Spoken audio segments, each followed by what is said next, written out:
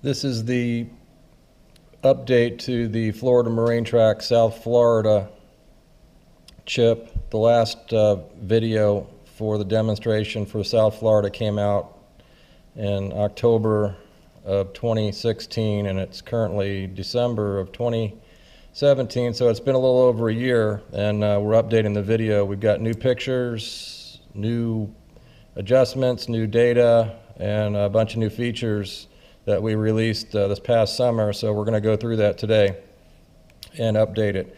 We're going to start over here at Tortugas, work our way across the Keys in detail, go up into the Everglades, up the west coast, up to Sarasota, jump over to the coast near Sebastian Inlet, work down the Intercoastal Waterway to Miami area, end up back here near Key Largo, and then we'll poke around in the middle of the state and look at Lake Okeechobee and the river system out of the lake to both coasts, and in a couple of other inshore areas where we've got good pictures and such. So let's get started. So we're going to start over here in Tortugas. And as you see, as you zoom in, we got more pictures. Now, this is a little bit different than the last chip, where you notice it sort of looks like Google Earth here, zoomed out. And the pictures are always on, no matter what zoom level you're on, assuming that you do have the pictures turned on. And you can see all the features. Right now, every map layer is turned on. You wouldn't normally run with it like this, and we're going to start to turn some of these layers off after we get into it, but this is what it looks like zoomed out. Along the way, we're going to look at some other product that people run out here in Florida. Probably, for the most part, people use Navionics. We'll take a quick peek at some of the features that they provide for the same spots. And you can get an idea of comparison, since we get so many questions about how it stacks up and how it compares in different areas to Navionics. So we'll do that so you can get a really good idea on exactly what it would look like on the machine. So here we are at Tortugas, and one of the things that we did on these new pictures is we used bigger pictures. It's very seamless, and the resolution on the pictures is much better and very, very clean. That's 50 feet of zoom on a picture like that. It's very, very clean. You can see a lot of detail where the shallow areas are, where the deeper water is, and what's going on here. Features that we had on the previous chip, such as the currents, are still here. You can pull up the currents by clicking on the icons. Same with the tide stations. Get an idea of what this looks like.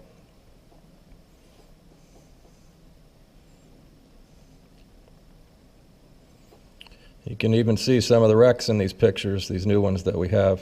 Here's a wreck, for instance, right here. There's the mooring buoy. The icon is on the mooring buoy, and you can see the dive flag, and the wreck is actually right there. That's 20 feet of zoom. You can see it pretty clearly in the pictures. You can see the breakers coming across the bar there in that shallow water. I want to see what that would look like on this product, just to get a comparison over here in this part of the state. That's what you see on Navionics. So not too good on the wreck. You can't see the wreck there, and the indications for the wreck are way off the mark of where it really is. This is their picture for this area. I'm not sure what this is all about with all this dark pictures and around the border and all of that. They got a bunch of clouds and things like that. It's a general reference kind of situation, if you ask me. It's okay zoomed out to about 0.2 miles, that kind of thing, to give you a general idea of where you're at and what's up in front of you. But in terms of detailed specifics zoomed in, it's not so great. That's Tortugas. And we do have all the features turned on. This is just a brand new chip. It's been updated this week with the latest data that they advertise off their website. So this is what you would get if you bought it brand new today. And it is what it is. I think you have to have the pictures turned off to see the depth contours the way that they have it organized on here. You can see when you zoom out, the pictures go away and then the pictures come on and the depth contours go away. So yeah, I think we have everything turned on here, even the sonar chart, but for whatever reason this is the way they have it designed.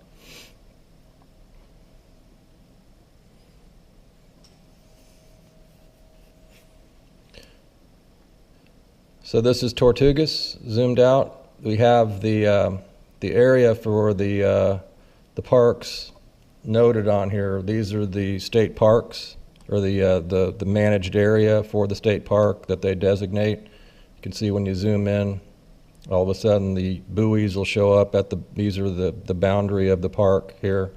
And all of the managed areas for the state are noted that way on the chart. You can see them all around. So every place where you have these cream-colored boundaries are managed areas, whether it be Everglades or whatever you want. Even up in here, there's lots of managed areas that the state has designated, and they're all noted on the map.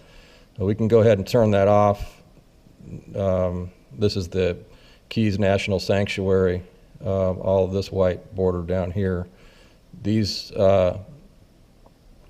blocks are the oil lease blocks in the Gulf that you'll see on a lot of the charts. They're all numbered when you zoom in on them. We can turn that off. And these are the maritime boundaries, the yellow lines. We can turn that off. And then we can keep moving. It'll be easier to see. I'll also turn the depth contours off. Leave the point depth indications on for the rest of the demonstration, since when we get to a certain point, it'll make sense why we're doing that, because they get in the way sometimes and they're not very useful in the shallows. So to turn these features off, I'm going to go into that's the insight chart. That's the insight chart for that you would get as part of the unit if you got this unit. This is the insight map for this. So they don't have any pictures, it's just a map. People ask, well, why are they providing that? This is just their base map in the unit that you get with the thing. So I'm going to go back to ours and turn off some of the map layers. So this yellow, these are beach symbols here, name beaches. I'll turn that off too, since most people wouldn't want the feature on the map for the beaches. So I go to categories, area. I'm going to turn the beaches off. I'll turn these restricted areas off for now. We've got Louisiana stuff on here we haven't released yet, but it's on this map. Most people don't want these features. This land feature I'll uncheck, since it is a black border that goes around the land features, and when the pictures are on, sometimes it clutters it up a little bit, but since we're going to show it with the pictures all day, we don't need to have the land feature on, which is really a vector map feature. And I'll turn off the oil lease blocks that we were looking at out there, and should be good to go there. All right, so some of that went away. All right, so we'll work our way over. We've got pictures for the entire place, all the way across. It's not so critical until you get into these shallow areas, but this is the run from Marquesas all the way over towards the fort. You get in over here to Marquesas Keys, and you can see this is the zoomed out view, and this is how you would run that. These are the main runs around the Marquesas coming from the Lakes Passage over near Key West. It's very, very clean how to do it. Shows you exactly how you would run through the middle of the islands, and where you should run on the outside, because these are all shallow flats. The pictures are better than the other ones. We adjusted them better, and the detail on them is better. You can really see what's going on when you come in. here. These are PVC stakes. PVC stakes. That's 50 feet of zoom. Here's some more PVC stakes coming into this cut here. If you're coming in here and you had your boat there, you could reach out and probably touch those markers, that they're exactly in that position. Let's see how avionics would look on a spot like that. You can get an idea. This is what you get. It's very, very blurry. You can't really see what's going on here. You really have to be zoomed out to work with this one. And when you're zoomed out, it's much harder to navigate, to understand where to go, particularly when you had poor lighting conditions. You're not able to zoom in to help you navigate and be where you need to be on the water when you need to be there. So that's what they look like for Marquesas.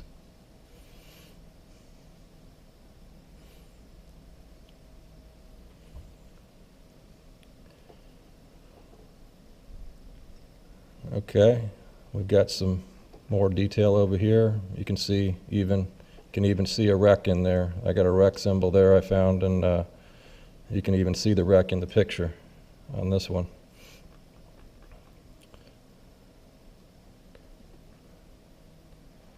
Very easy to run Marquesas when you're looking at these pictures. Over here in the Lakes Passage, this is the zoomed out view getting closer to Key West. You can see it's pretty much everywhere you could run in there. We have all the ingress and egress from the ocean coming in all around. It's a little bit more challenging up here to get in, but it's not so bad on the south end. And we got all the detail to tell you how to navigate through there wherever you may be. So this is Boca Grande, and this is the main drag coming in there. These are all the PVC stakes lining, and these are all the main markers lining it. They're all right there.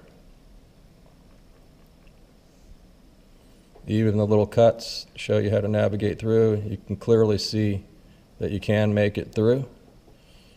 This is how you would do it. And we have noted all around. And when we have these little, where it's gets a little tight, we have caution symbols, so you need to pay attention when the water's low.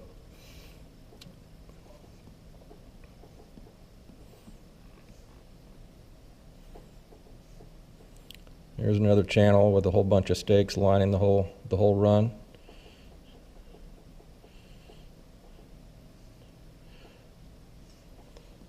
These are danger symbols around a shallow bar coming in on that side, and we've highlighted a lot more of these banks. There's about 35,000 of these lines that we've drawn on the map so far, highlighting the shallower areas and helping you understand where to go and where the boundaries of the flats are.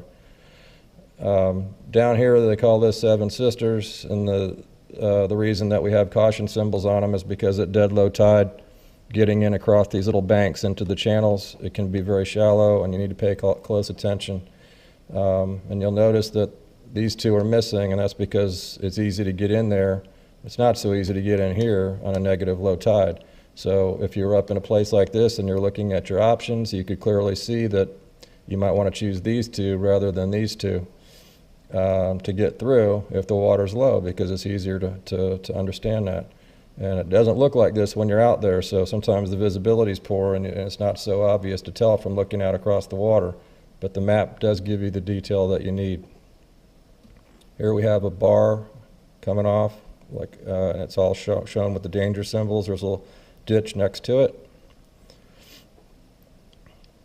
Over here at the other side of the lakes, this is near where you come in on the main entrance there through the markers. You can clearly see the prop scars on the flats coming in, and you can see the red and the green markers. They're actually, you can even see the shadows in the pictures. That's how accurate we've tried to make all of these markers and put them exactly in location of where they are on when they're on the water. There's other features here that, for instance, over here, this is the tower flat, and you'll notice that you can see the shadow of the tower The tower's actually over here now. They moved it, and these are ruins. So we've noted where the ruins are because they're still in the water, but they moved the tower over to this spot now. Same thing over here. There's another tower. You can see the shadow of it right there. And then they moved the new tower there, and they left the ruins here. Those are that's the kind of detail that we put in on the map. Over here is a cut off metal stake that we marked. This is the Northwest Passage, and you can clearly see up here that there's a lot more depth contours and things when you have the depth contours on through the main shipping channel.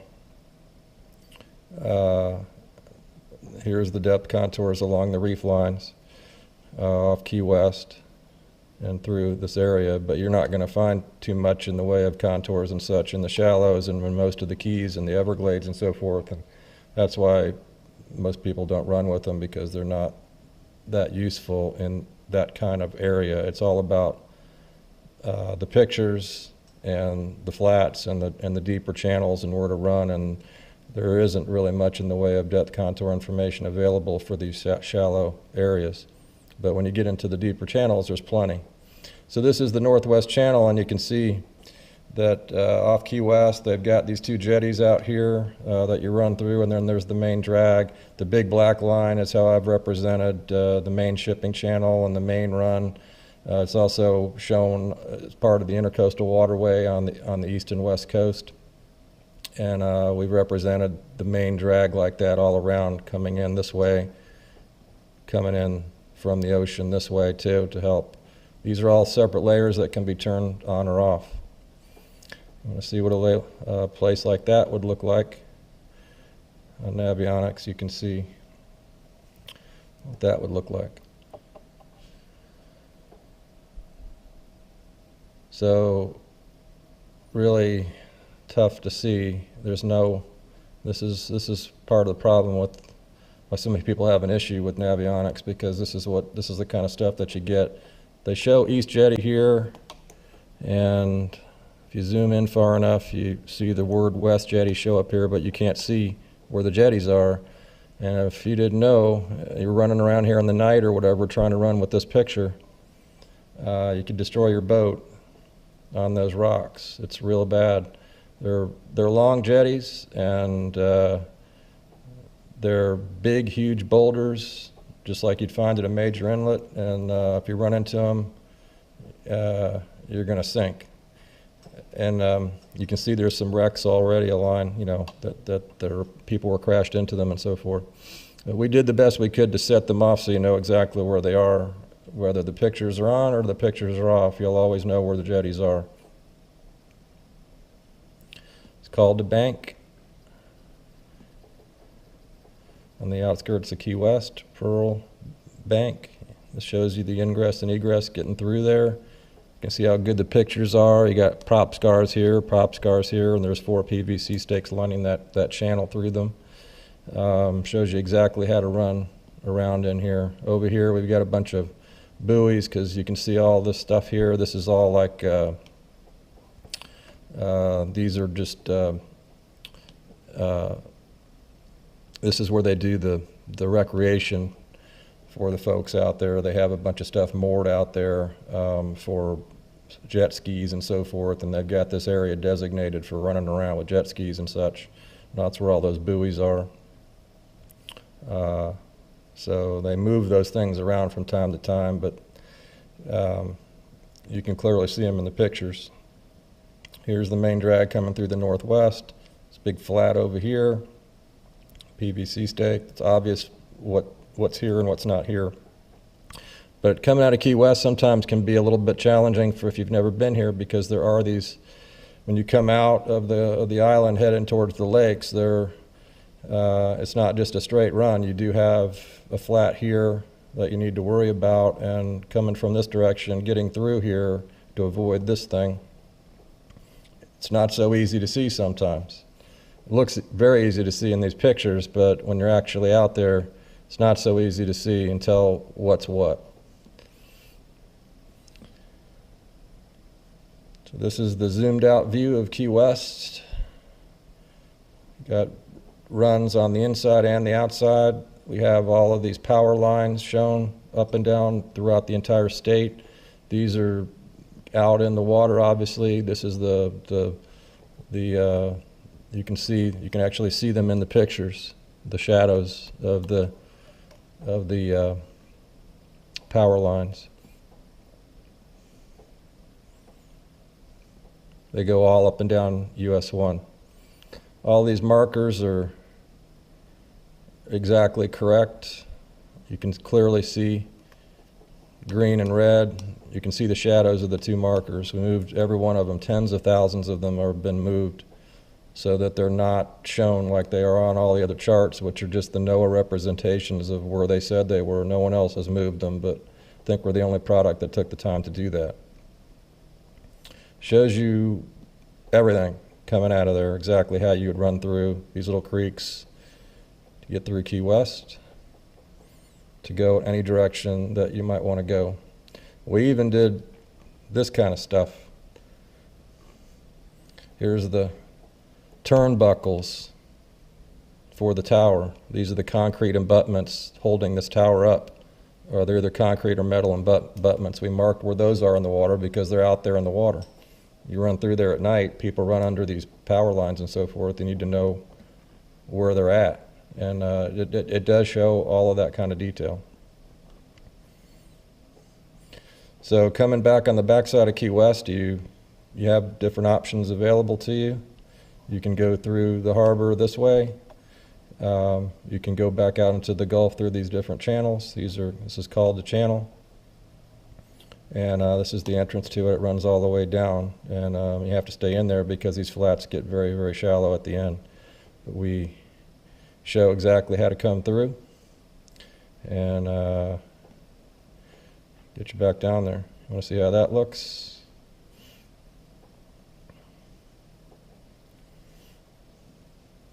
See what they got for a place like that.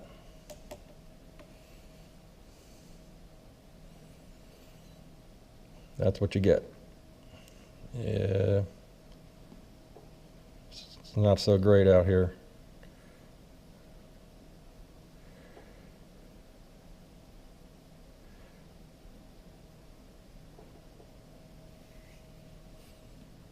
Okay. This is a shortcut that a lot of people don't know about back that way, where they come up through this little channel here. That way. There's runs up in the back country back in here to get back to these little keys, these little channels. It shows those runs through the flats.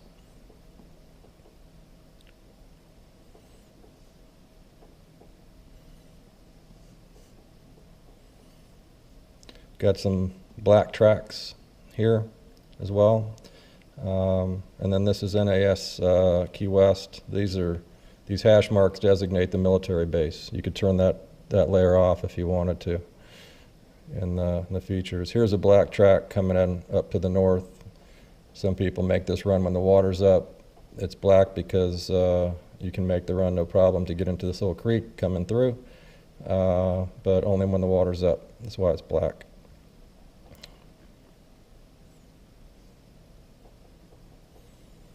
Highlighted all these banks out here in the middle of these basins to help you understand, because they're not so obvious sometimes.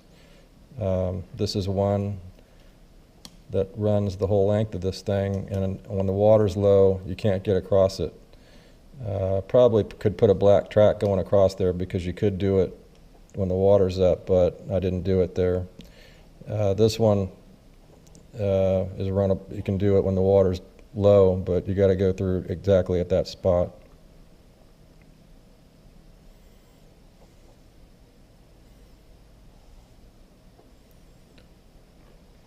This is the back country. All the channels are noted, all the ingress and egress, all the stakes, all the danger areas. These are all rocks, stuff like that, flats that stick up out of the water. all the tide stations are on. Click a tide station, shows you the tides for wherever you may be. They're all over the map. NAS. Here's the little ingress and egress to get into near Sugarloaf Key. Very, very tight. These are the caution symbols coming in across the flat because at a low tide, it's very, very shallow here, but you can do it. You just have to go slow, and you can get in there, and you come into this canal, into Sugarloaf. It's the locals would run this to come into Sugarloaf Key without having to go all the way around out here, a couple miles out of their way. They might make that run. Folks in the smaller boats would anyway.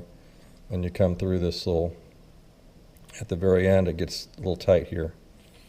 And you can see in the pictures, you know, where people cut it wrong getting in. You got to go through exactly like that. It's the deeper part of the run.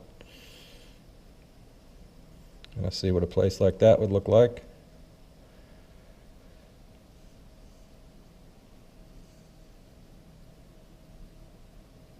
That's what you get. If you were here, coming this way, trying to get into this channel, you would never know what's happening here in order to properly do that when the water was low. If you had bad visibility trying to rely on this, it could be a bad day if you couldn't see it clearly. With this one, you just follow the line. It's obvious what to do and where the problems are. What they call Sugarloaf Sound, so you can come in from Cudjoe Bay across here through these markers. And this is the way that you would do it. Even way back in here in this area where it's a little shallow, that shows the best way to get in and out. People run it all the time, but this is the way you have to do it. And if you don't have good knowledge about it or really good imagery like this, there's no way you'd understand, having not been here, how to really do it safely. You get yourself in trouble, but this is how they do it. They come through this little creek, around this thing under the bridge, back here, they follow the path past these stakes through this gate right there, and you follow the line around this big flat and so forth, and you're going to be good to go. And you come either right or left, depending on where you're at, where you want to go. This is the kind of stuff that we did, like right when you're here, you need to get on plane in this box to get across that flat on a low tide. Otherwise, it's too shallow in here to get up. But this is the way you would do it. If you didn't, you'd have to run all through the canal around the whole edge to go like that to get over there. But you can do it if you know how to do it. You want to see if you could understand that from looking at a different chart, what you wouldn't be able to discern from looking at it what's possible and what's not possible. So you're here, you're looking across the thing, you're zoomed in. It's not really clear from looking at this if you could make it across or you couldn't make it across. There's just not enough information there to know what it is. Same over here. You can sort of see the deeper water, but it's not obvious if you could get through this way or not all the time, and what to do and where to go.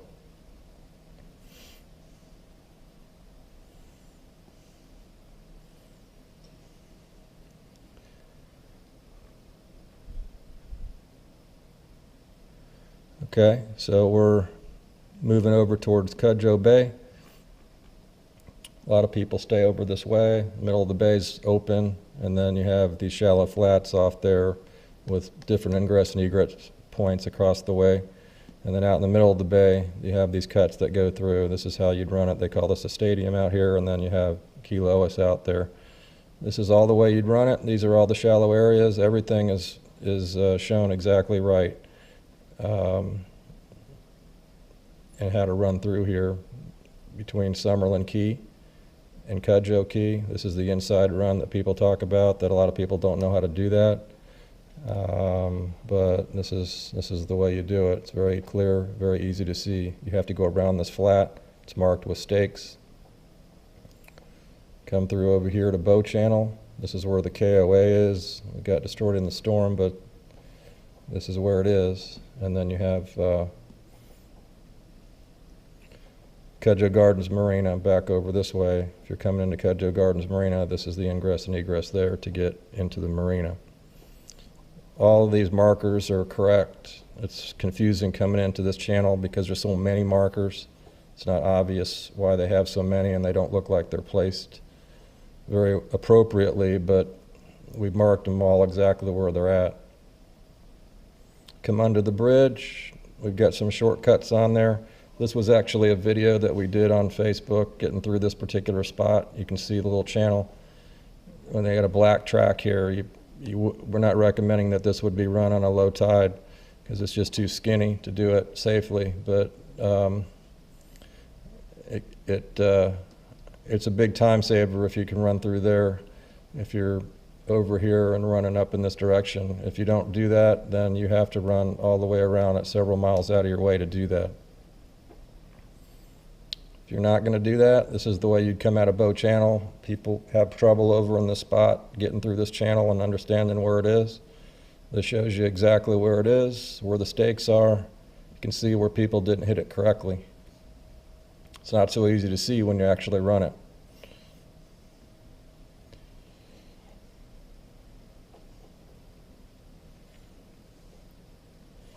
This is the back country, Marvin Key. A lot of people come here on the Sandbar. You can see this is where the boats lined up here, a little lagoon. And this is how you would get in and out of there.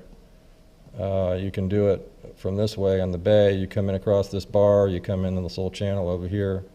Can't really do it over here through this one. This is high and dry at low tide, but you can get through at high tide.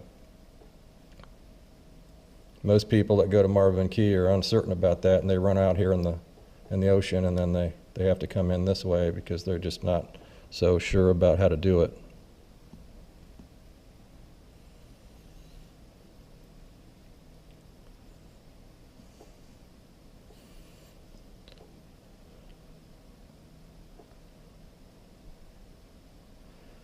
Okay, so over here at Summerlin Key, this is ground zero for me.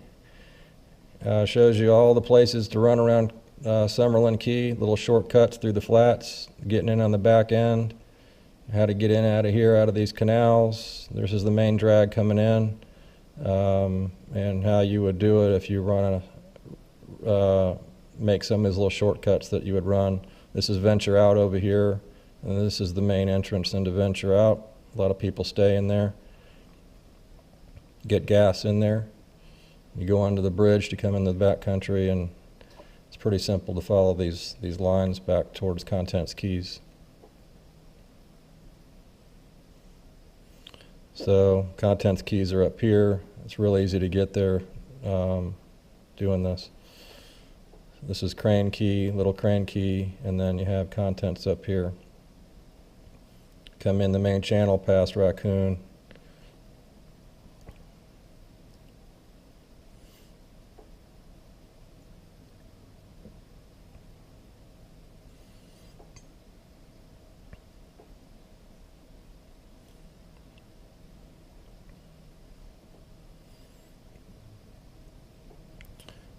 When you come past Raccoon and you want to head up this direction, sometimes it's not so clear on if you should go around the key this way or you can get through this way. This shows you exactly how you do it if you wanted to run on the inside. Very, very clean, easy to see where the flat is here and how to get around through there. No problem at all. You want to see what this would look like if you were running a different chip, trying to make that determination if you weren't sure about it. This is what you would see. This is what you'd see. You'd be here looking at this, trying to figure out if you can go here or you can't go there. You'd be out of luck. You'd have no idea if you could make that run, what you're supposed to do to go off in this direction. It's just a crapshoot. You'd have no idea. Same thing over here at Little Crane Key. You're near contents up this way. You wouldn't really know how to navigate going this direction. With a picture like that, you would have no idea. There's no contours here, there's nothing. This is the information with the Platinum Plus chip that you get to figure out how to navigate through the backcountry.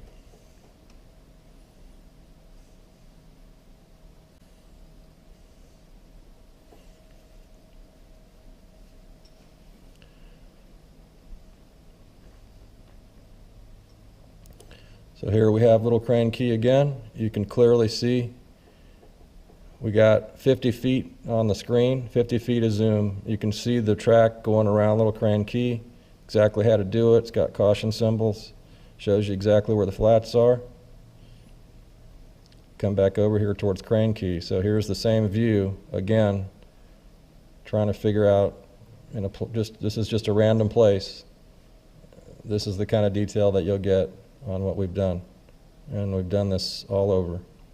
Even getting into these little basins and stuff where you can run, where you can't run. It's very easy to see. If you wanted to come in here to fish, if you can get through, or you shouldn't try to get through, exactly where to run your boat.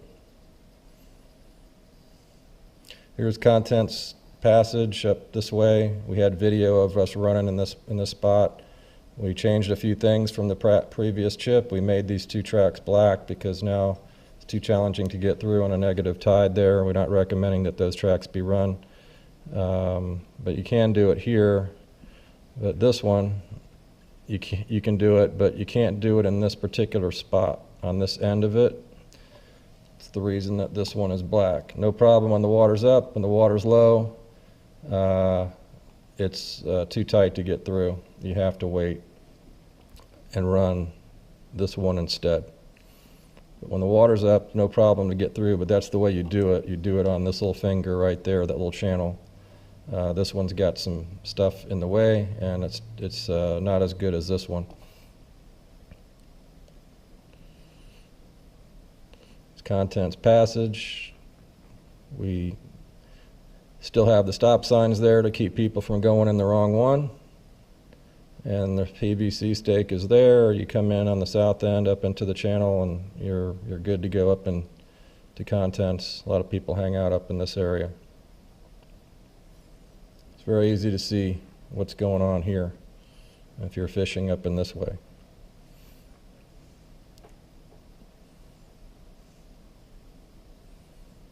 We did make a few changes to the tracks in this area since the last version. We've added this track here, for instance, across the bar to save some time. It's totally doable when the water's up. We're not recommending it's too dangerous across the rocks to get in to the channel here from the Gulf. But to avoid going way out and around, we put it on there because it is something you can do.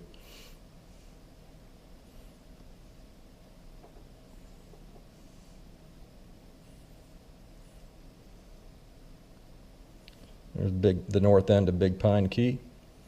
A lot of people have an issue back here on the back end of Big Pine to get around the top of it, coming from down here in Doctor's Arm area and so forth. But this shows you how to do it. It doesn't look like this when you're out there. We've spent a lot of time on these pictures to set all this off so it's obvious what's what. It all looks dark and it all looks very similar when you're out there running through here. This water and this water and this water, it's not so obvious what's happening here when you're in the boat. But this is the track you'd run, and you need to run it very, very close to that line in order to avoid a problem when the water's low. These are all the PVC stakes lining the entire way. On the other side, you got the little channel here. You can see where people didn't hit it correctly, and they cut it too close over here, and they were destroying the bottom there. So you got to run it just like that. These are exactly in the right position. These PVC stakes, you could reach out and touch that if your boat was there. You have to run it that close to get through. Here's another black track on the near the big north end of Big Pine. You can run in here, no problem, until you get to about this spot. From about here to here, it's too shallow. when the water is low to get through. But we have it on there because when the water's up, you can make that run to get over to Big Pine Key. If you didn't, you had to go way back around the long way.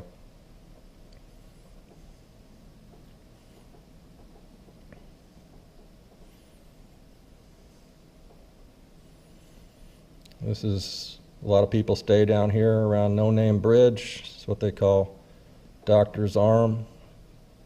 You see the ingress and egress, little jetty here, for instance, so forth.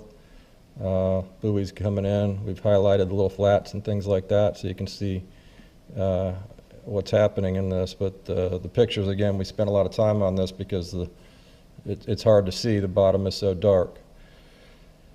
You want to see what that would look like? Since a lot of people stay in this area, fish coming out of there, you would see a picture like that. This is what you get. Really have no idea, very little idea what to do, where to run, where not to run. And you'd probably run into that bar there on a low tide if you couldn't see well. There's a big bar sticking out here, and it's not so obvious from looking at that what's going on. And the same thing over here. Some people might think they could just run right across here to these houses, but you can't do that. This is just way too shallow here to make that run. You have to go through the canal and so forth. This is just the minute details that we try to show because that's what people need when they're out there to stay safe, to understand how to run. And this is the proper way to do it. There's PVC stakes. You got to go around this bar like that when the water's up. And that's why the stakes are there. People put them in there. So we're getting close to Bahia Honda. This is the Bahia Honda Bridge where they fish the tarpon and so forth. Very easy to see what's going on here. You got the beach down thing, and then you got all the runs at the little keys next to Bahia Honda, all the channels to get through, and we've shown where all the flats sticking off are and how you get through and across the flats. And then closer to 7 Mile Bridge, there's a lot of bars that stick out like that. We've highlighted all of them. You can really see them very, very well in the pictures. We've marked every single one of them through there. This one's particularly dangerous over by Bahia Honda when you leave the bridge heading this direction. If you don't go around it, you get yourself in trouble. It's all rocks.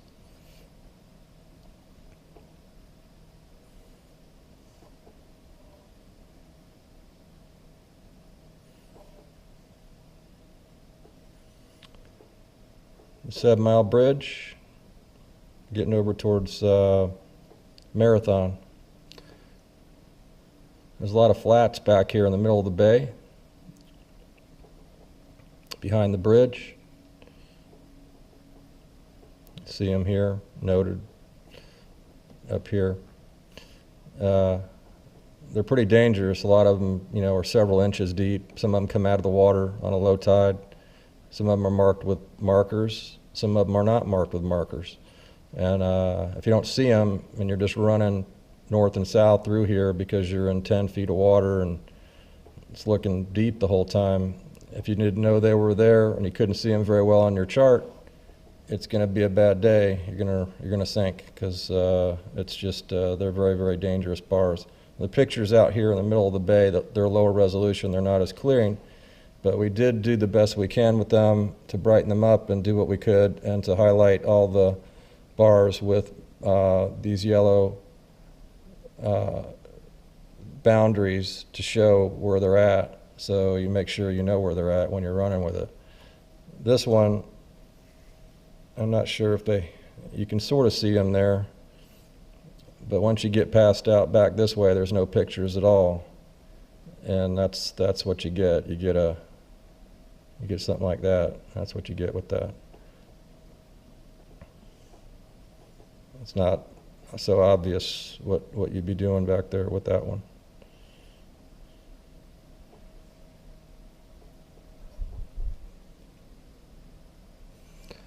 So we're going to get over towards Marathon, keep on going towards the upper keys. This is Marathon, the main basin through here, all the mooring areas, all the markers. This is the way you come in under the bridge.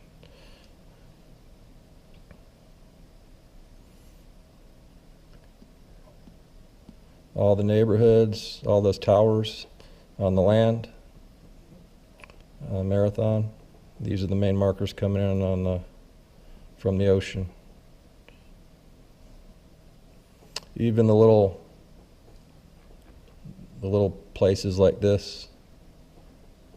This is not anything you'd see marked on another chart. We mark that kind of stuff so you can see how to do that. Even all of the ones coming in off the ocean directly into Marathon, across the flat, they all have these little creeks and channels that they've marked with stakes and so forth. And some of them are very, very skinny or tight, and you got to stay exactly in the right spot to get down there across the flat. I think we've marked, every one of them that we could find. Vega cut.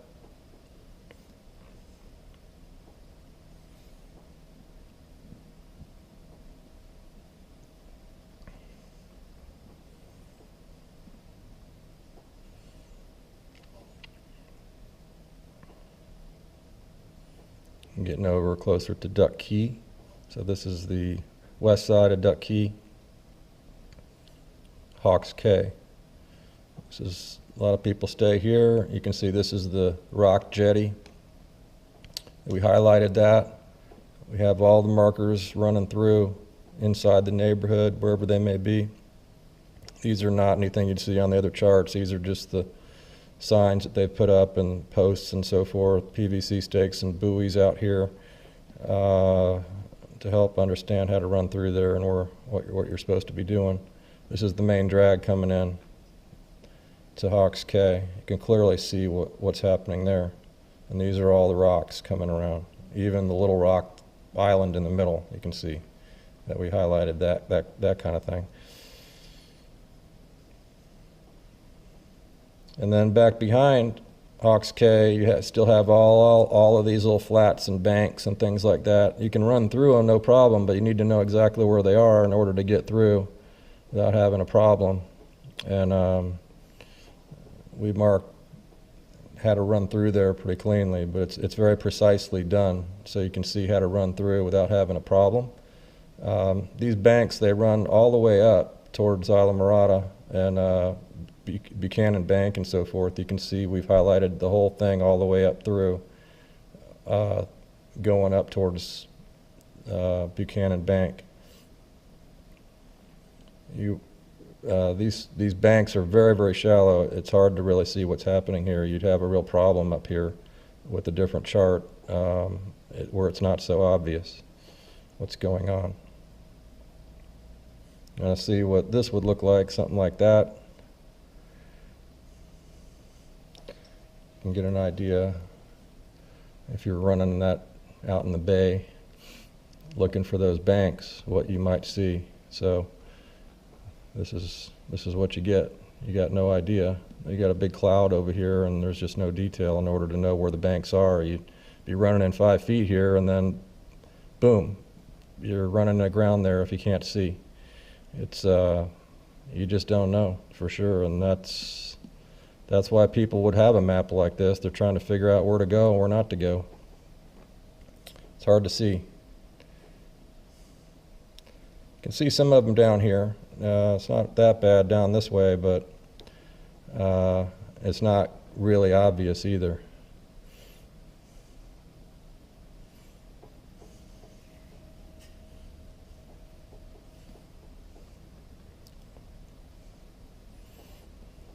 Okay. Conch keys. All the stakes that they put out to negotiate the flat around Conch. And we're getting towards Long Key.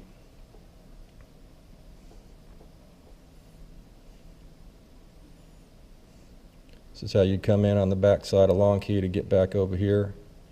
through the little canal. They fish tarpon out here.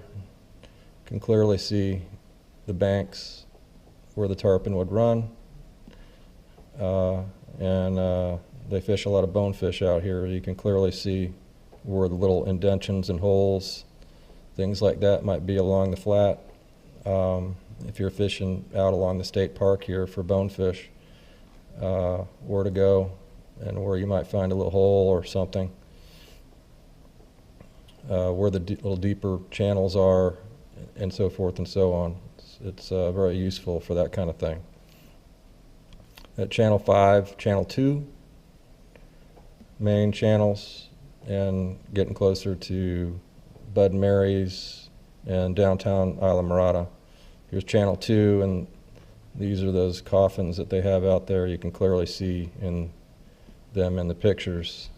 We have them all marked with these symbols as well, and then there's a danger symbol here that we've added, and there's that marker on the end of them.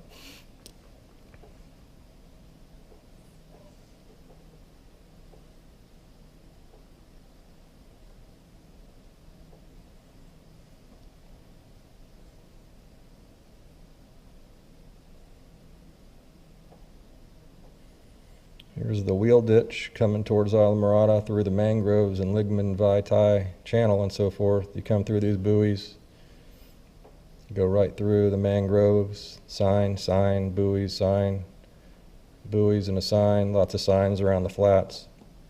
Throbbie's where they do the tarpon. So I think this Indian, the Ligman Vitae channel, Indian Key channel over here. These are all the poles out, utility wires out in the water, lining the whole way. And T-table. And this is the main drag coming in around the rock jetty over by Bud and Mary's. This is where all the big boats come in to Bud and Mary's, right like that. It's right through that channel.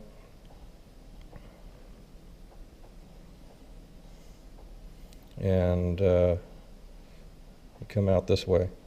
So we don't have a track running through this one here because they've got this marked off. This is not, you're not supposed to run your boat in there. They got these two buoys here indicating that's off limits, and you can only run in this channel and in this channel. That's why we didn't mark that one. This is the main drag going over towards the Worldwide Sportsman and Little Basin. This is Worldwide Sportsman. This is where you gas up there, or a lot of people fish out of here, or Lorelei next door over this way.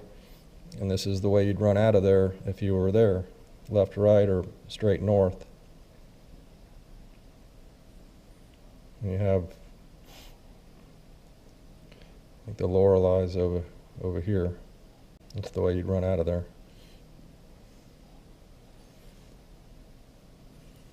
This is the main drag down the entire bay side of the back of the Islamorada area. It's a big black line that we've added, that you could turn that one off if you wanted, like I said earlier.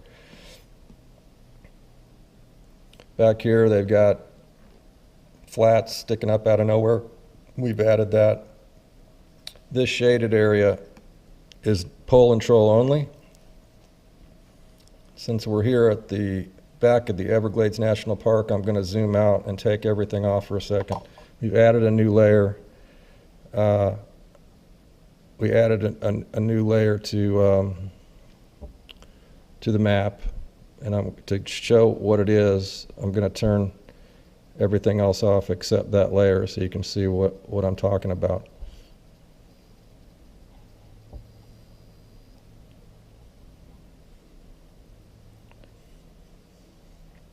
So it's called the ENP Pole and Troll Zones. This is all brand new. This is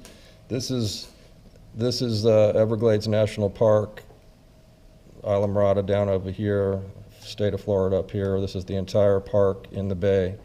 Everything that's shaded light red is pole and troll only. These are the new rules that the Park Service has instituted this year. We got the coordinates for these boundaries directly from the people who created the rules. And so they're all exactly correct. And you can clearly see where the boundaries are when you're back here, and you'll know for sure if you're in a boundary or you're not. Where you have these little places like this is where the corridors are that they've allowed you to run through. So this is, when I turn the features on, you'll see a track going through there. But this is pole and troll, and then you can run this corridor. And they've marked it with markers and so forth. This is all around the whole park. This is how you do it. We put this layer on so you can see it, pictures through it, and understand where the boundaries are, where the boundaries are not, to know if you're in one or you're not in one, if you want to see it. Most people wouldn't run with that layer on. I'm going to turn it off, but I wanted you to understand that we do have it on there if you want to see it.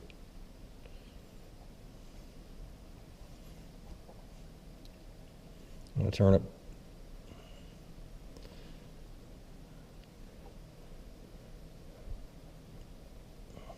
I'm going to turn it off for the rest of this run through the park. So now it's gone, and you can see that it's the same thing, just with no layers, with no red shaded area for the pole and troll.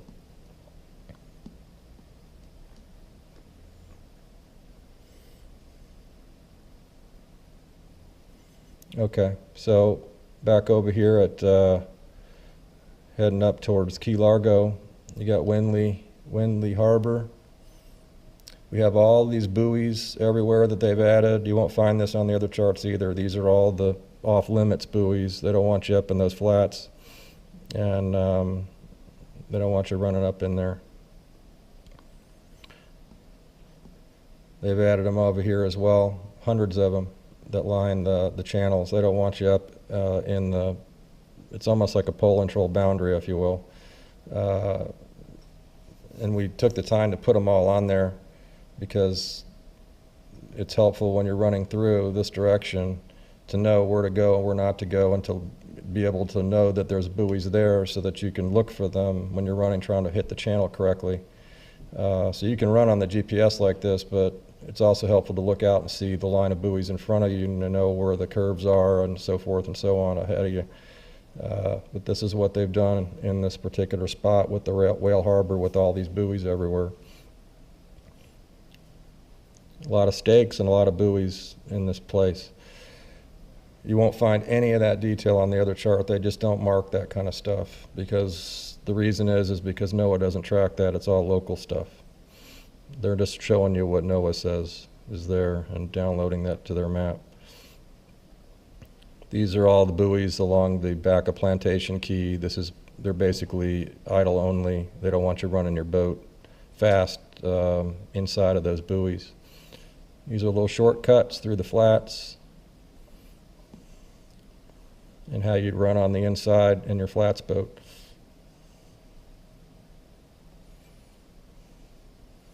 This, again, is the main drag that you would run on the inside, basically how I'm showing what I would call the Intercoastal, all down on the inside. This is the main drag all the way from Jewfish Creek.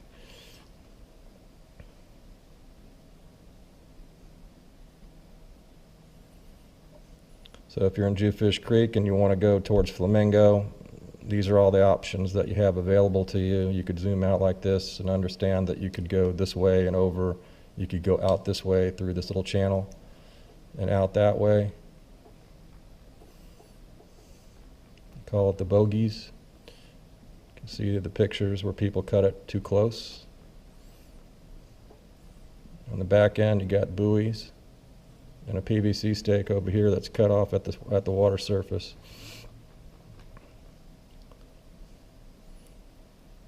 Over here at Duck Key, they got equipment and all these markers, off-limits markers around the key.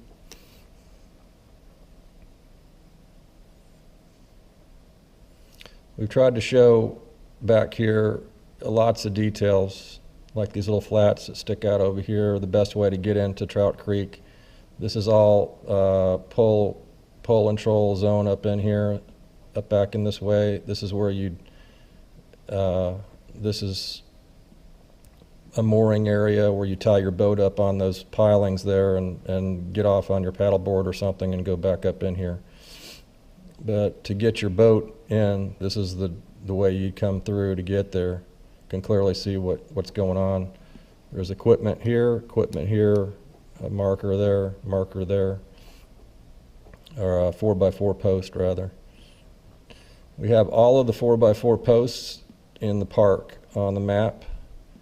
All of the 4x4 posts are on there. They're all marking the channel. So these are the 4x4 directional posts that the Park Service puts out, lining the ingress and egress through the different flats. So all of them, there's hundreds of them.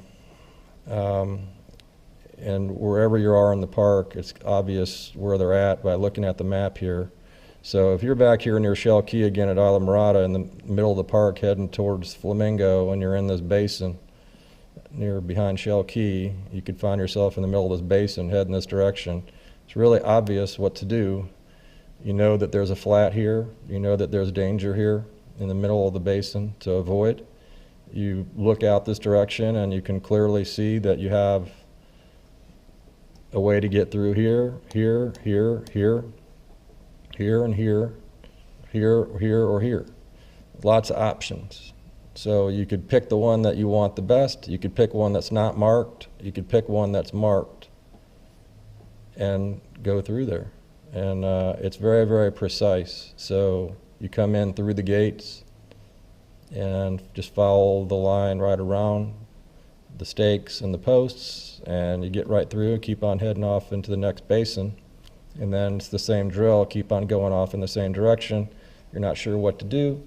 You just follow the line in the direction you want to go, looking at what's in front of you to see what might be the best and most direct way to get through. Some of them have caution, some of them don't have caution, so where there's cautions, you may not want to choose those versus the ones that don't have them, which are easier to navigate.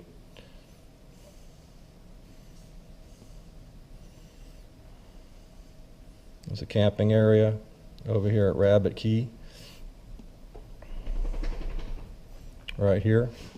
Come in through these channels. This is how you do it. It's very, very easy to see it. On the back end, there's some cut-off rebar sticking up in the water there, where there used to be stakes. There's a PVC stake and cut-off rebar there. That's what that's all about. Come over here towards 9 Mile Bank, which is pretty crazy. This is about 1.25 miles from here to here. They've made all of these runs off limits except for 3 of them in the pole and troll zone, so you can get through here, here, and here. The rest of them are off limits now in terms of running your boat on plane. And we talked to them about that. I think they might change the rules to a speed limit for that, but this is the way it is right now here at 9 Mile Bank. But you can clearly see what's happening here. And then off 9 Mile Bank, you have these Schooner Bank and Oxfoot Banks off the coast. Want to see what a place like that might look like? Zoom around a little bit over on this one. Get an idea if you're in the western part of the ENP with Navionics, what you're going to get. So this is it. So it's hard to see. You got that's 200 feet of zoom. It's really not. There's no telling what's happening here really. You're pretty much lost. No picture at all over here. Part of 9 Mile Bank is missing, and these are really, this is not so great in order to figure out what to do. If you've never been here before, you're unfamiliar, or you got bad lighting conditions, trying to use something like this to understand exactly where to go. If you're heading off in one of these 2 directions, you're going to be in a bad way.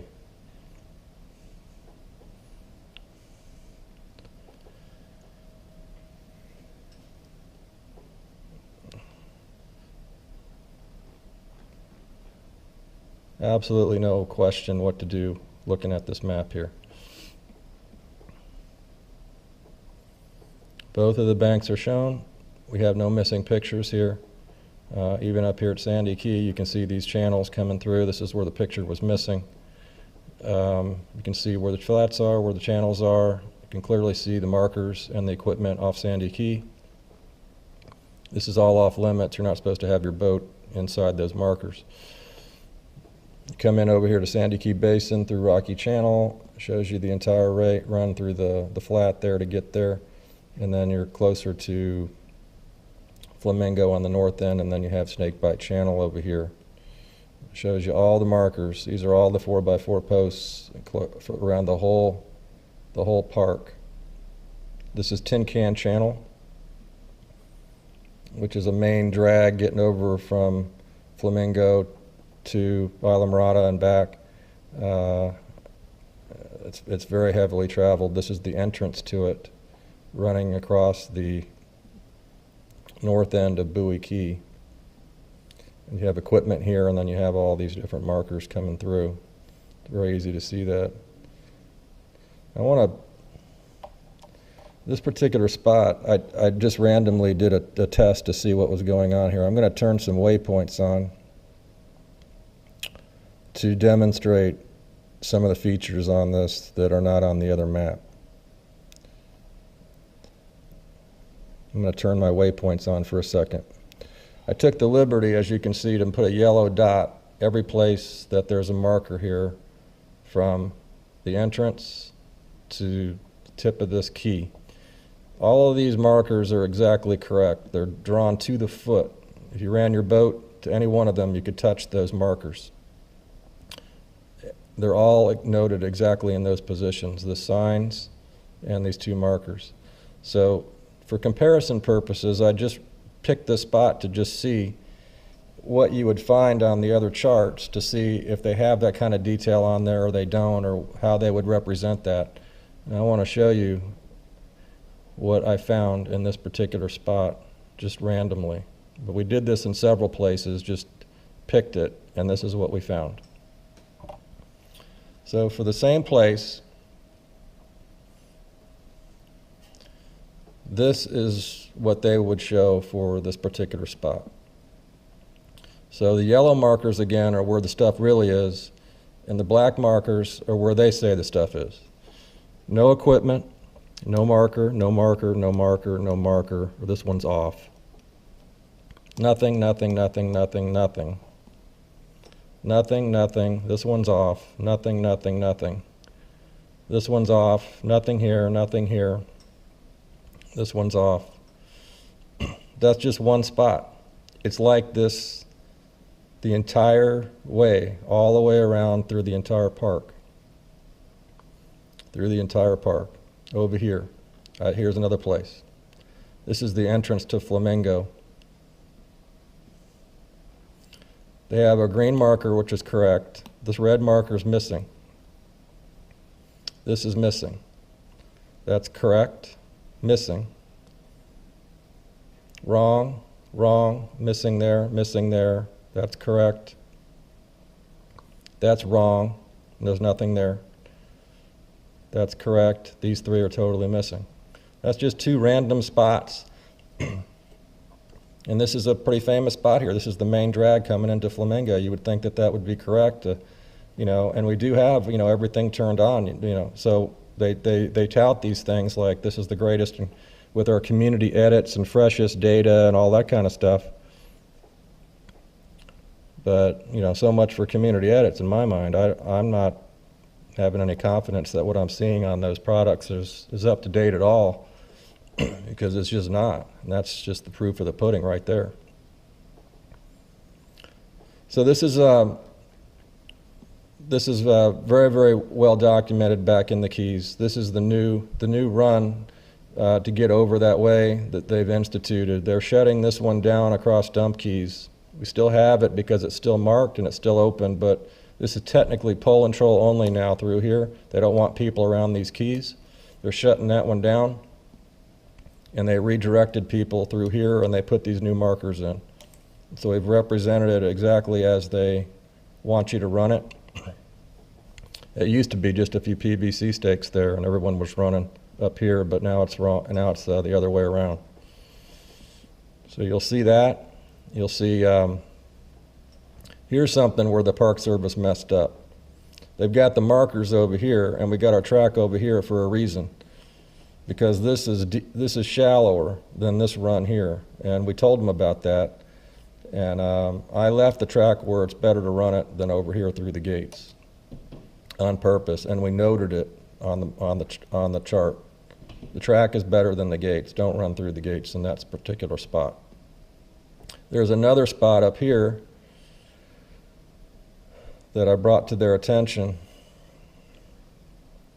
right here, where you go from Tin Can Channel down towards Palm Key, and they added these markers in. Now they don't have a track running through here, but I did add one, and I did have one because you can easily get through this channel there, no problem, and people run it all the time. But what they did here is they've got the arrows pointed this direction, all going this direction, instead of this direction, pointing you into the shallower area. They should have had the markers over here if they were going to leave them, or put the directional arrows headed the other direction. That's a mistake they made. But you can clearly see how to get through every place in this park, no matter where you're going to be.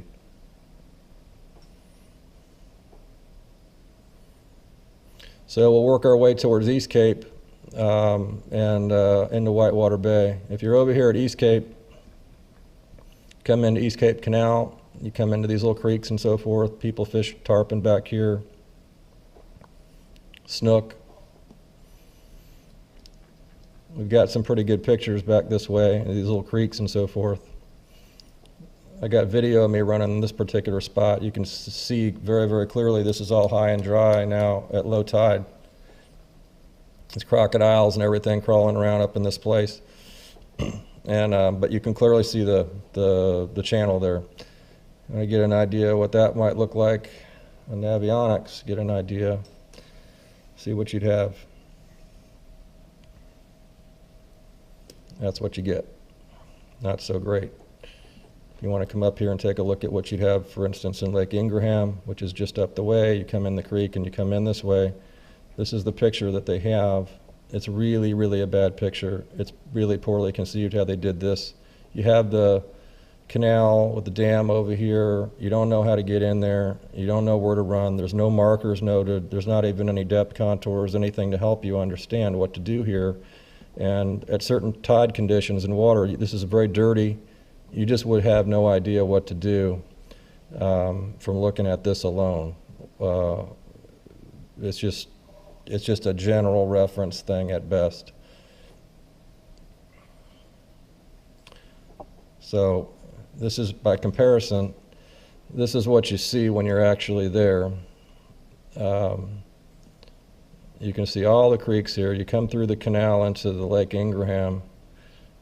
You go right down the middle of the channel. It's marked by these huge telephone poles the whole way. You get down to this little creek over here. There's all these PVC stakes that are basically covered up at high tide. You can't even see them. Some of them are cut off at the water surface, but there's lots of them in there lining the way to get into this dam. But you have to go exactly in that spot, and you can't see any of that on those other charts. You just can't see that. Come into the north end, there's a little creek ditch here, right around the water, right around the coast. Little channel there. People fish all the time in this particular spot, and you have lots of moving sand out on this bar. Inside run in these little creeks. You can get in through this way. It shows you how to do that. Very, very cleanly how to do that, the best way to do it. I'm zoomed into 100 feet there, 50 feet. You have to do it this way instead of this way. This is the better way to do it. But it's very, very tight there. It gets to a point where it turns black here, where you can't get through on the lowest water conditions. So it's black from about here to here, and that's red again the rest of the way. But you could get through on the high tide, no problem. It dumps out over here, and if you wanted to go on the inside to get out of the wind or what have you, that's how you do it. Okay, so we're walking up toward, or moving away up towards Ponce De Leon Bay into the beginning near Whitewater Bay to come in that way. This is all the little entrance creeks. This is the main drag coming in Shark River and heading towards Whitewater Bay. It's like a maze back there. We don't have every single run you could do, but we have tons and tons of them. And if we don't have one, you can probably look at the picture and tell if you could get through. Like for instance, you could probably do this one. I just didn't run it, so I don't have it marked on there. But this one you can do, and so you got plenty of options to do it. But the pictures are very good, and this is the zoomed out view of Whitewater Bay. You have Hell's Bay here, and then you have the creek coming in from the backside of Flamingo to go back up in here. Joe River, so this is the main drag going through Whitewater Bay all the way across the middle. This is the way you do that. And then a lot of people want to fish over here at Hell's Bay, or some people don't go there because they're intimidated to go there. But if you wanted to, this is the route to get in there, and you'd run up this way, follow these lines. You'd come up here into the beginning. It dumps off in here close to Hell's Bay. You can clearly see the these two areas here. So these are not flats, these are weeds. It's very deep. It's deep. It's 3 to 5 feet deep, plenty of water, but there's not, these weeds are at the surface and they'll foul your prop, so you have to run in these creeks and in these channels. And the pictures are so good that you can see where all these weeds are and where they're not, so you know where to run and where to avoid the problems. We tried to highlight them all. We didn't highlight every single one here, but wherever we have tracks, we highlighted them so you can understand that. So to give you an idea of what you would see on another product, that if you were coming into the entrance to Hell's Bay with Navionics, this is what you would see trying to figure out where to go.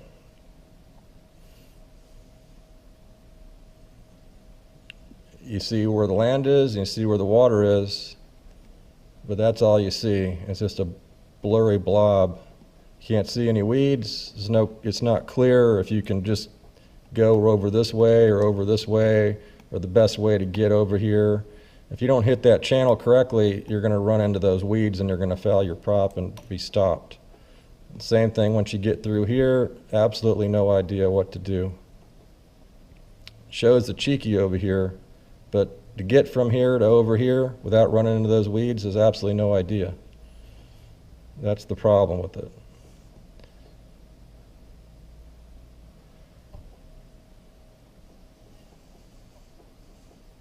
There's the cheeky right there. That's the way to run to it, or anywhere else that you wanted to go. We take it all the way back, and here's a run on the back end. You could get through. There's another cheeky over here, and then there's a way you can get through here. We caveated this one for the smallest boats because the bigger boats are going to have a challenge here, and there's lots of weeds here to get through. You can see them all there in the picture, but they're pretty thick, and it's a really challenge to get through those without fouling yourself up. So that's Whitewater Bay. It's all pretty much the same look, but plenty of tracks, plenty of detail, even through the thing. The entire wilderness waterway is represented on here if you wanted to run that. So we have all the cheekies. These are cheeky symbols all along the path. This is the entire wilderness waterway all the way to Chokoloskee. Now going up from Shark River, you have these major rivers. Here's Rogers River with all the stakes lining the big path coming in. And then we've got these great pictures back here on the inside, and everything is very, very easy to see. We have all the rocks and stakes and posts and danger things sticking up marked, so you can avoid it. You can see them in the pictures, even all these little flats and so forth. The This line curves for a reason. You have to follow it exactly like that. If you don't, and at low tide, you're going to hit one of those things. But it's so easy to see it from looking at a picture like that, to understand how to get through here and where not to run. See what this one would look like.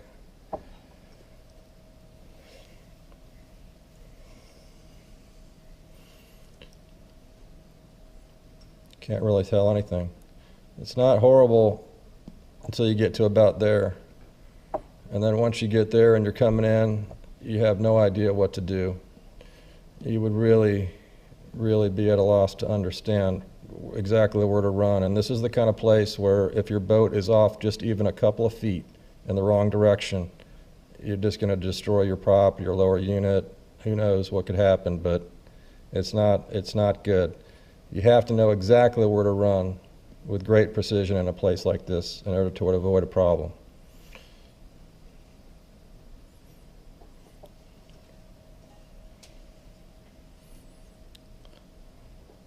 So these tracks, they run all the way back in.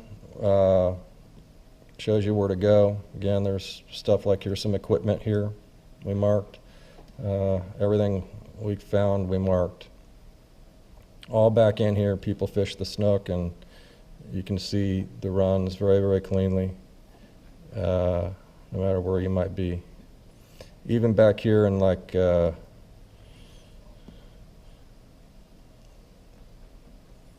Tarpon Bay,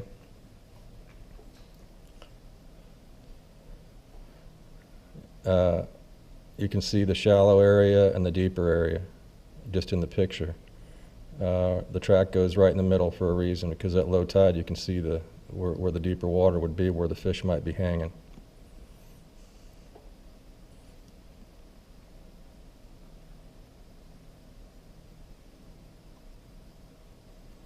This is the 4x4 post that the Park Service puts in on the Wilderness Waterway, all the way over towards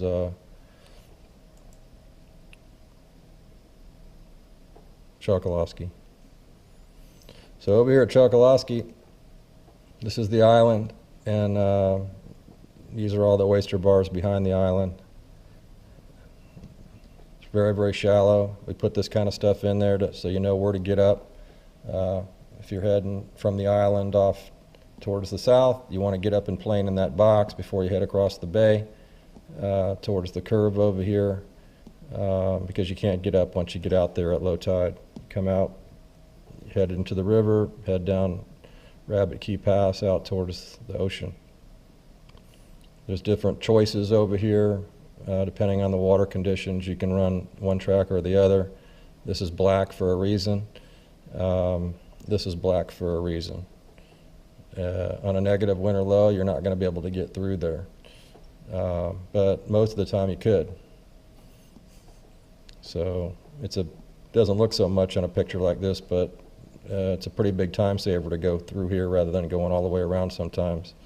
But this is here's another place where you wouldn't be able to get through here in the lowest water conditions, but most of the time you can get through no problem at all.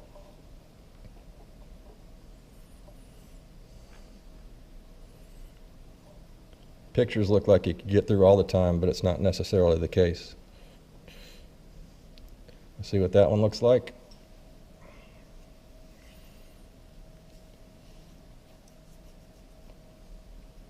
You really wouldn't know if you could do this or not. It's just shows you where the water and where the land is, but it's not clear if you could actually get through, or really what the best choice would be for that time, wherever you're running.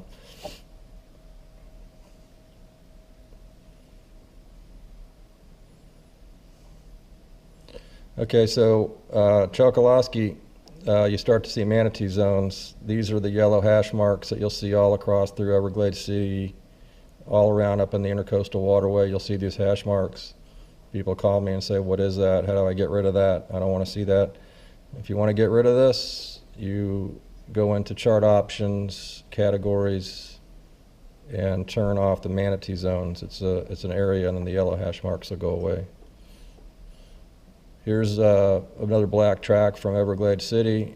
You can run this most of the time when the water's up, but on really low water conditions, you wouldn't be able to make that run in most boats. But when it is possible, you can avoid having to go all the way out and around to come back in, save miles out of your way. We put that kind of stuff on the map. Here's another place over here where we have a black track right along in this little creek. But at low tide, this goes high and dry, and you wouldn't be able to do it. But when the water's up, it's no problem at all. Here's more markers. You can clearly see how the people that live back in this neighborhood, how they get in and out of here. You won't find any of these markers on the other maps. These are all local markers that they put in themselves. This is the ingress and egress there. That kind of detail is completely missing on avionics and all the other charts as well. You just won't find that.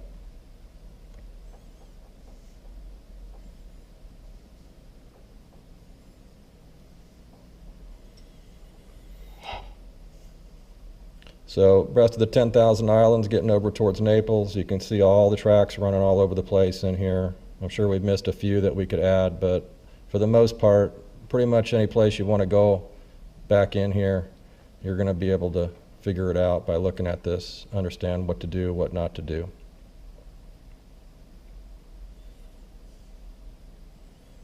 Where you should be careful, extra careful, that kind of thing. I got red track. This could go high and dry at certain times. This is really challenging through here.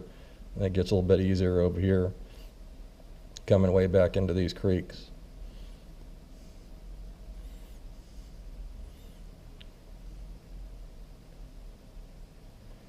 And then you get Goodland, and you can see, you know, back behind Goodland, what the pictures look like here.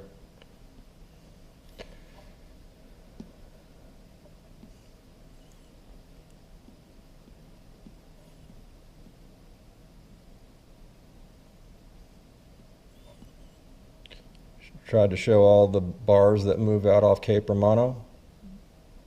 Haven't checked them completely yet after the storm to see how they might have moved, but this is the last representation I had on my most recent pictures. We put the lines where the bars actually were on the most recent pictures.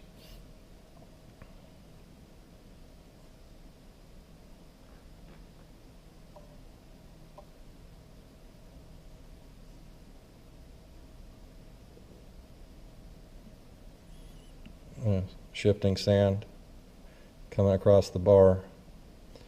That's constantly changing. I don't know what happened after the big hurricane came up through there in that particular spot. I have to go there and check it. But every place where the sand moves like that, we have it noted on our chart to be extra careful there because it's always changing. So we're getting up the coast. This is very uniform. This is the same kind of detail you'll see throughout the entire coast going up toward Charlotte Harbor area.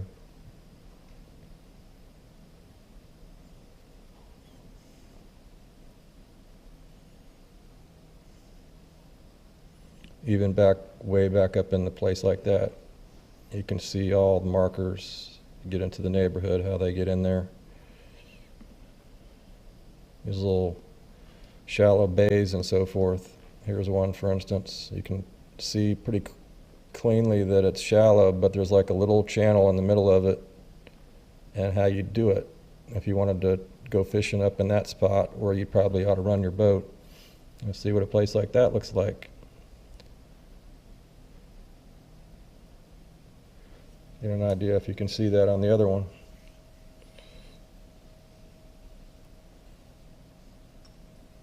No way, can't do it, nothing.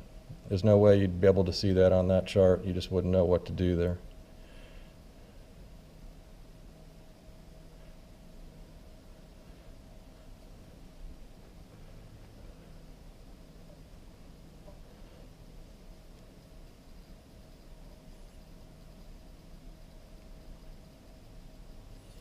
We go way back up into Cape Coral, all back up here into the river system.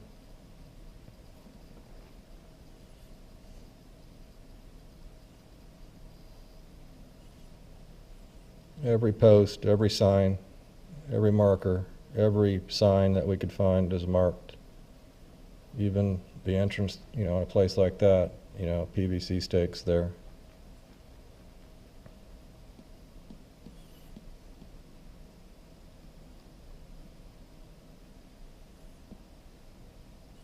And we're getting close to, this is Captiva area, Boca Grande area. So we got to run on the inside of this of the island on this side, the inside run, I call it. Under the bridge, goes up into the bay up here, and then you have on the other side where most people run out through Redfish Pass. This is South Seas Plantation. You'd come through a place like this. This is very, very heavily traveled.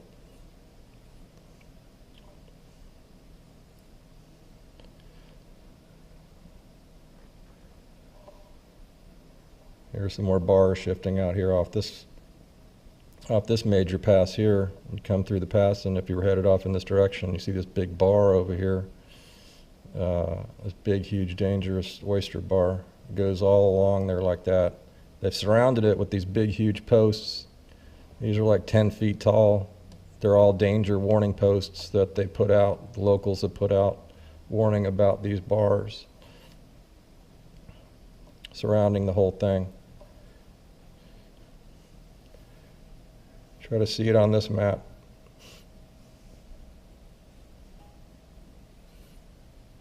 Can't see it. You can't see any of it. I mean, this is really, really something.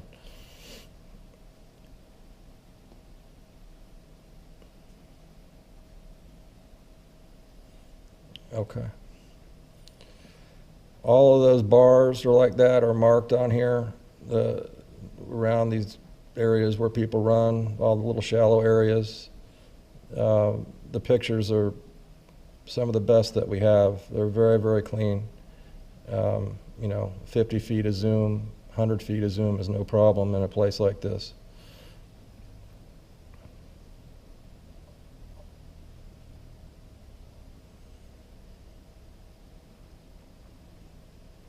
Here are those houses along that bar over here. They got these houses along the bar. You can see the docks sticking off.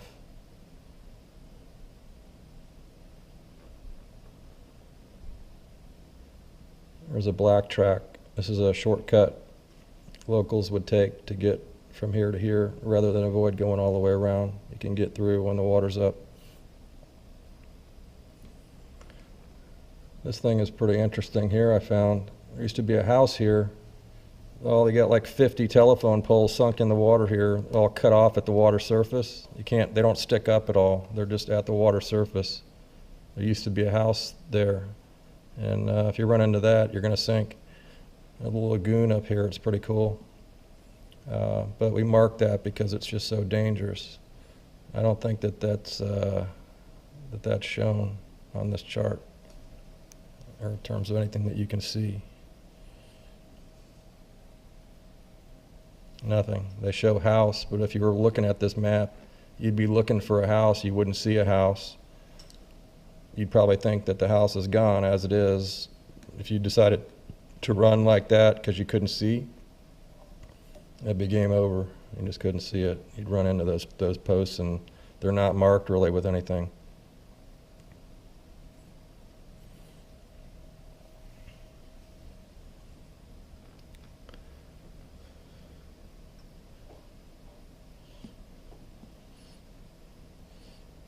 Top end of the island that shows you how to get around there and into those neighborhoods.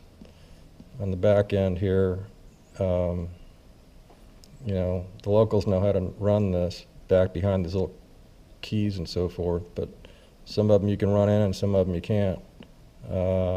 We've marked every place you can run, how you would do it.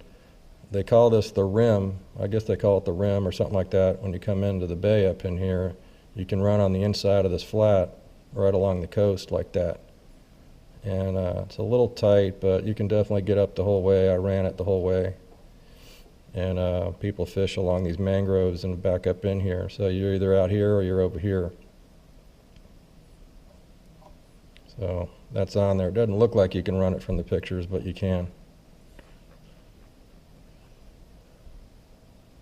You come into the river, you go under one bridge, heading towards another bridge. You go up under those power lines. You can see the power lines in the pictures, and then you're heading towards this bridge, and you come into this area where all the bars are, and you got to hit it right, or you're not going to be able to get through. If you're running this one in a place like that, you would have no idea what to do. It just all looks like the same water when it's not. There's bars all over in here, and none of these markers are correct. They're all off. Every one of them is just a mess. You wouldn't be able to figure it out from looking at that.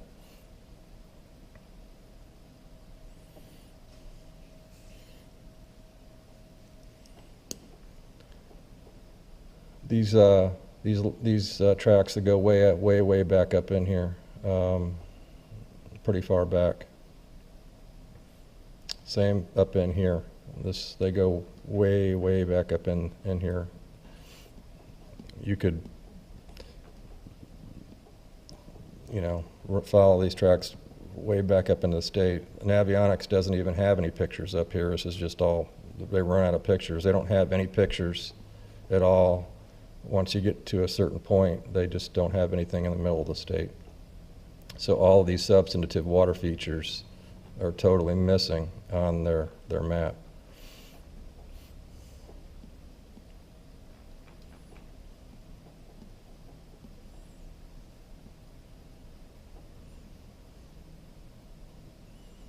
Turtle Bay on the north end. This is a pretty cool place. Probably could have taken the track all the way up into here, but I stopped it here.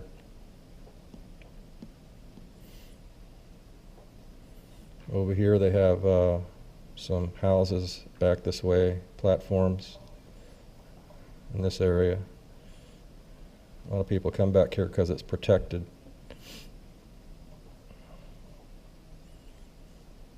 Let's see what that looks like.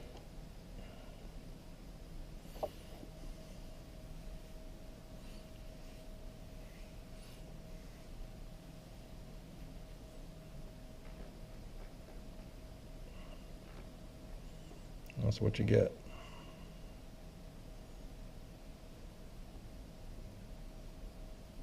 Let's see what it is on Insight. Nothing.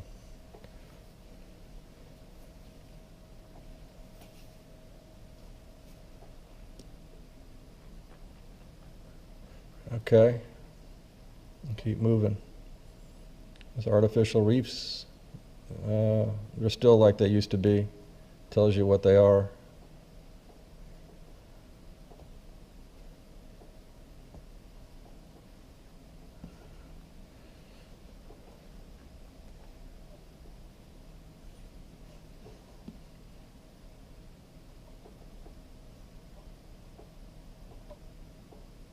These are no motors, or idle only zones. These hash marks, you can turn that off. Shows you where all the idle zones are up and down the coast. When you run into them, those hash marks, that's what that means.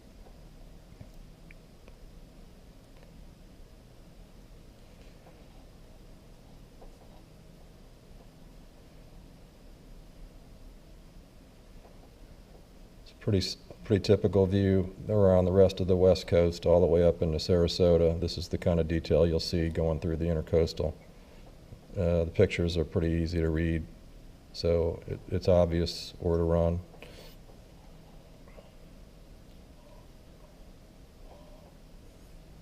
But even in a little residential creek like this, we noted the way, along the way, how to get through, even with the local stakes that they have out there.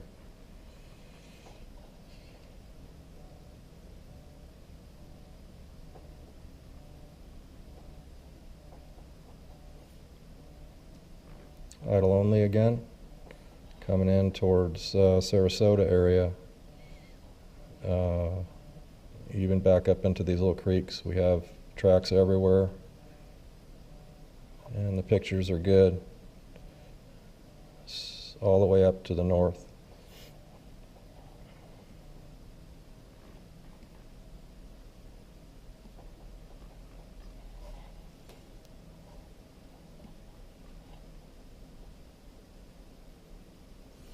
And when you get to a certain point, we're going to come to the northern boundary of the chip.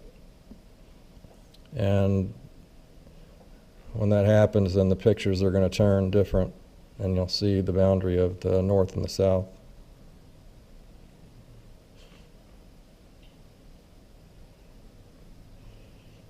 So they even have these artificial reefs in the back here in the Sarasota Bay area.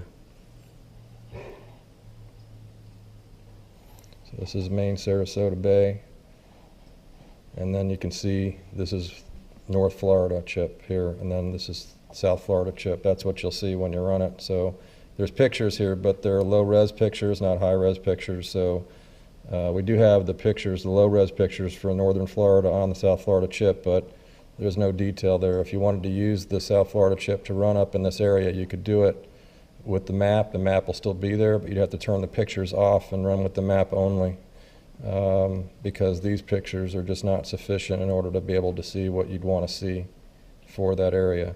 So that's the west coast. We jump over to the east coast, work our way down. We'll try to go a little faster, but this is the northern boundary on the east coast, right at Sebastian Inlet. So the boundary is right on the northern end of Sebastian Inlet. Here's the inlet, and the North Florida chip starts right there. It shows you how to get in there through these bars, all the buoys that are out there, the boat ramp, and how to get through the bars if you're going to go to the south, or around the bar to go to the north.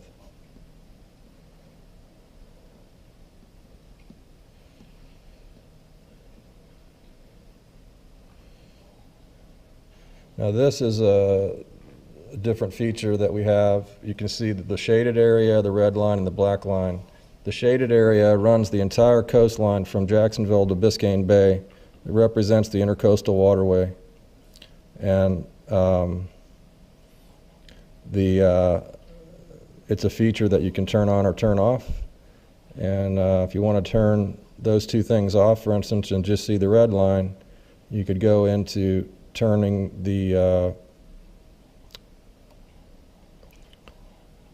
it off. So it's called the Intercoastal Waterway shape, which is what that blue thing was. And that's how you would turn it off. You would just go into the areas and turn off the Intercoastal Waterway. And then on terms of the line, you could turn that off here where it says Intercoastal Waterway line, and then the black line will go away. And so now you just have a red track going through the Intercoastal the whole way instead of the shaded area, which most people run it with like this. But this is the kind of detail that you have through the Intercoastal on the East Coast pretty much the entire way. We marked every single sign, every post, every stake that we could find, every bar, and it shows you the best way to get through. It's pretty easy to read.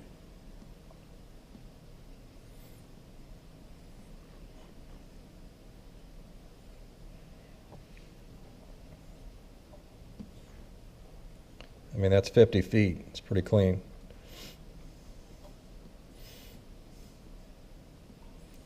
Power lines going across. You can see the power lines in the picture.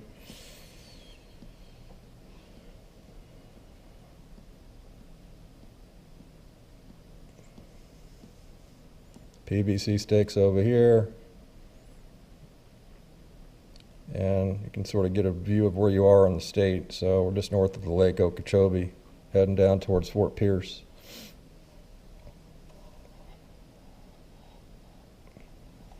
Here's an interesting place at Fort Pierce. So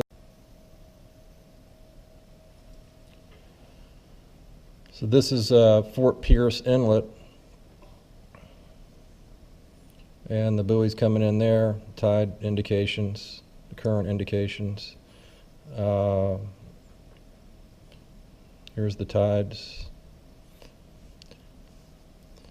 I didn't mention that. Here's all of our indications. So all the places where you have anchors, they tell you what the places are and what the phone numbers are for them. Most of them have them anyway. If you click on them, it'll tell you what the numbers are and so forth at Fort Pierce. But this is an interesting spot right here, and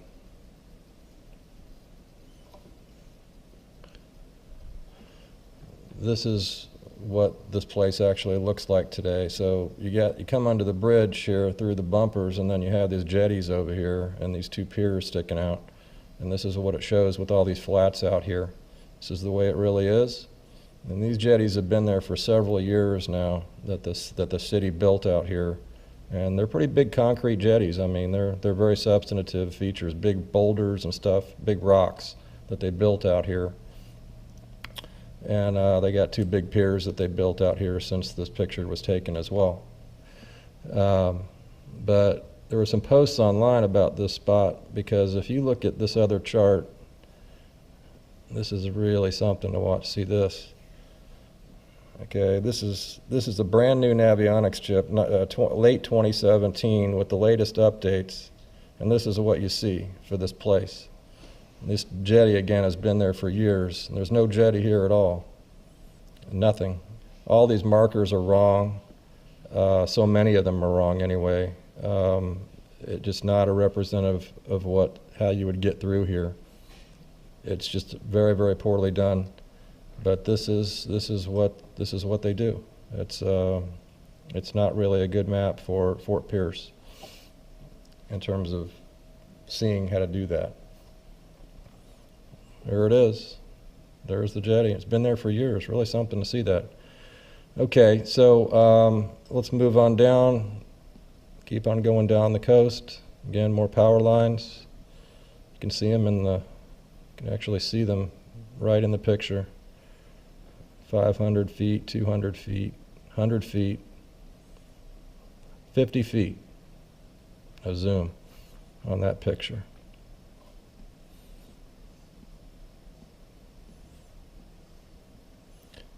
Here's another place. This is really interesting. This is over by Sailfish Point in St. Lucie, near the St. Lucie Inlet. Here's the St. Lucie Inlet, the jetty, rock jetty. And you come in this way. This is how you'd run in to the inlet, and then you come around this bar here. Pretty crazy. And you get to this place around the back end. And then you have the big marina in here with the jetties here, but you get to this spot, and then you look out towards the north, and there's two markers here, but they're red and green just like that, but they're abandoned. You're not supposed to run through them, because if you do, you run into this flat, and that's why I have all these stop signs, because you could get confused, but if you couldn't see it, what to do. So this is the best way to do it. Like, I've got the lines, and then you come up through the markers here. They got the markers here is where you're supposed to go through, and then here. Not here. But they left them there. I don't know why, and they left this marker there. So it's really, really a crazy, crazy thing what they did there. You want to see what that looks like. I did take the liberty to mark these things like I did in the other area, because I thought that was so unusual. And I'm going to turn the waypoints back on where I put the yellow markers on top of everything that's actually there, so you can see what it is, and then see how they show it on this map over here.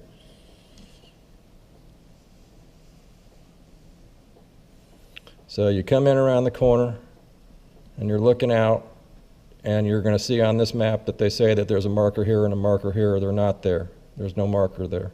The markers are actually here, and I don't know if they intended these to be here, but this is a classic example of NOAA says the markers are here, so that's where they put them when they're really here. But it doesn't matter, because they're way off, and they're not supposed to be there anyway. So this would be very confusing and inaccurate. They say that there's markers here, but there's no markers. They're here. They say that there's markers here, but there's no markers. These are the abandoned ones that are there. This is what you see, and you'd be looking at this, and you'd be going, it'd be very confusing to you if you didn't know. These two are correct. These two are wrong. These two, there's nothing here. I don't know what that's all about. And there's nothing here. There's markers here and there's markers here. They want you to go like that, but following this, with poor lighting conditions, you'd be running across this flat here, you'd be okay here, and then you'd go across like that, and then you'd run aground. At certain tide conditions, you could really get yourself in trouble. That's what you get. I mean, it's really something to see that. And that's a very heavily traveled route. I mean, that's at a major inlet, and that's been this way for a very long time. Just like the inlet, just like the jetty.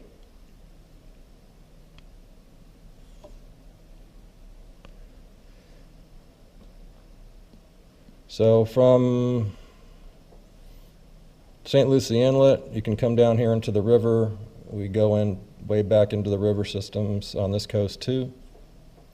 It goes all the way over to Lake Okeechobee and across the state. We're going to look at that last. But it goes all the way down the Intercoastal through Jupiter. Again, idle-only zones, through the golf course, through the bridges, back into the little bays and lagoons and all of that.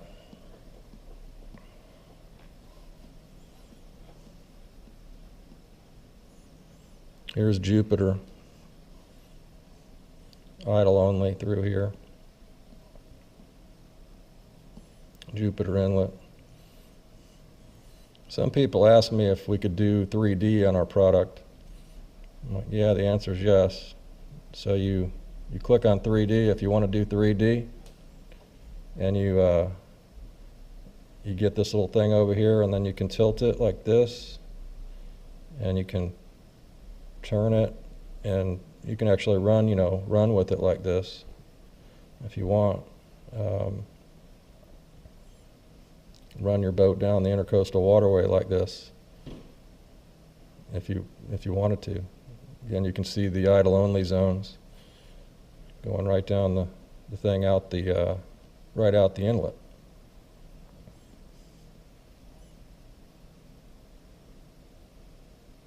It's possible to do it, no problem. I don't ever run with it like that, but someone asked me that, so I thought I'd show it.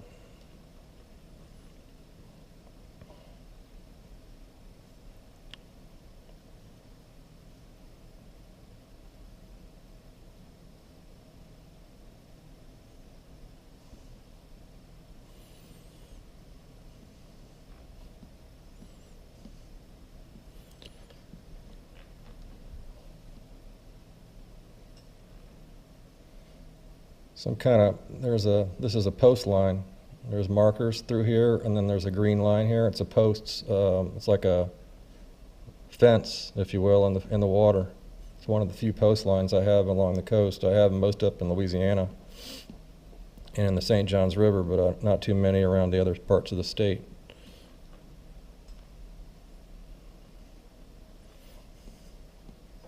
Here's another one. Call it a post line going across the way there. You don't want you running through that way. They want you to run around through this gate here.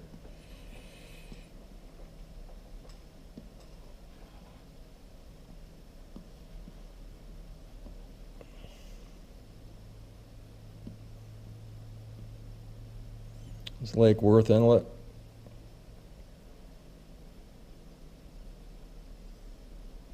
It's like a sandbar area. People hang out over here.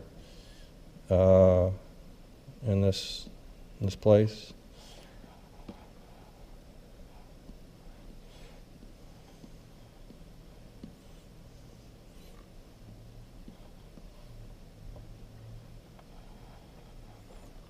Fast forward down, this is very, very similar the whole way down the Intercoastal. All the canals are noted through the Intercoastal until you get down to Miami area. We'll get back into it down here. Another inlet.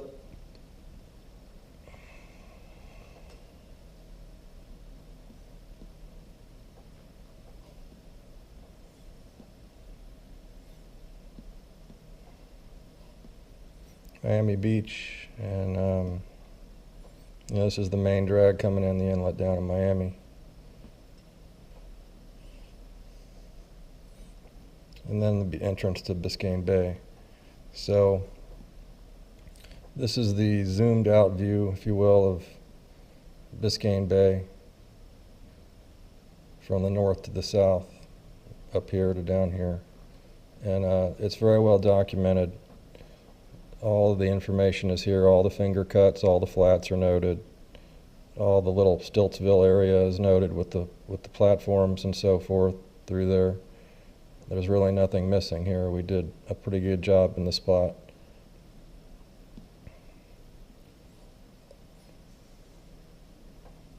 I want to zoom in on a couple places and take a closer look.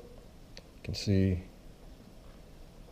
what it would look like coming in across the finger channels, and how to run through here.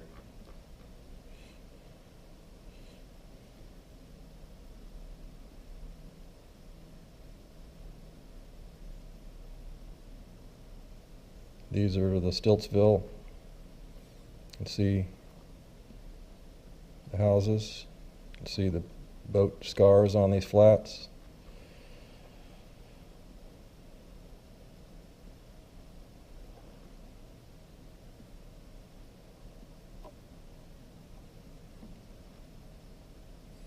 There's a classic example of why we would highlight a flat like that. You can see all the people had a problem there.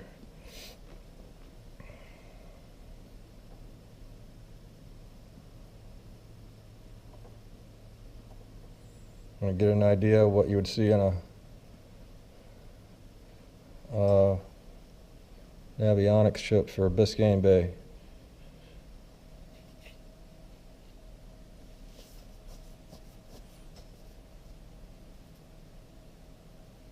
That's it.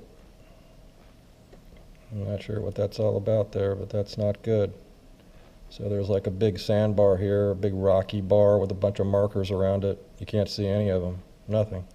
Oh, you see a few markers there, but nothing. Most of those markers are missing, and none of these are in the right spot. This marker here that they say is there is not there. There's nothing there.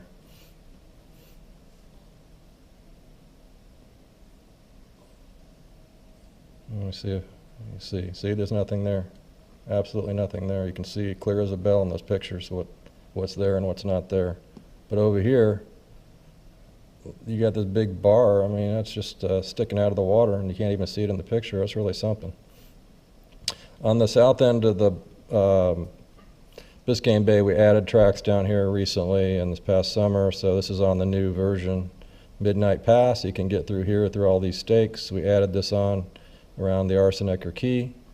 That's a new track that we added, and some people were asking about that, so we added that on there.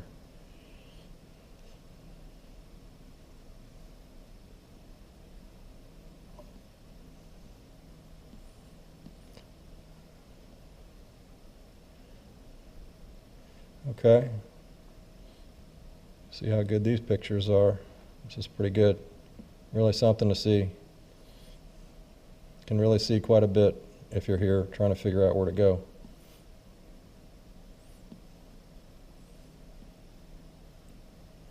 Ocean Reef. You can see the marker in the picture.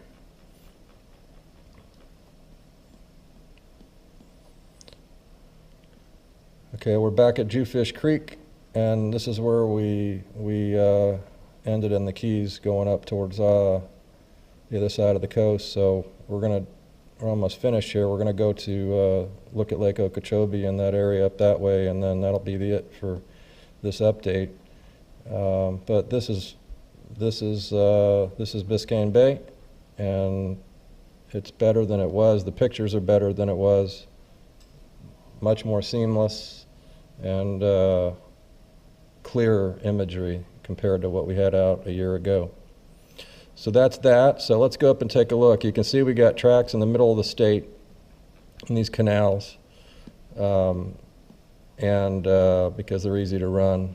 There's also no tracks here, but this is we do have this processed so you can see what's going on, because people fish in this reserve, this nature reserve. You can see these boats running in here.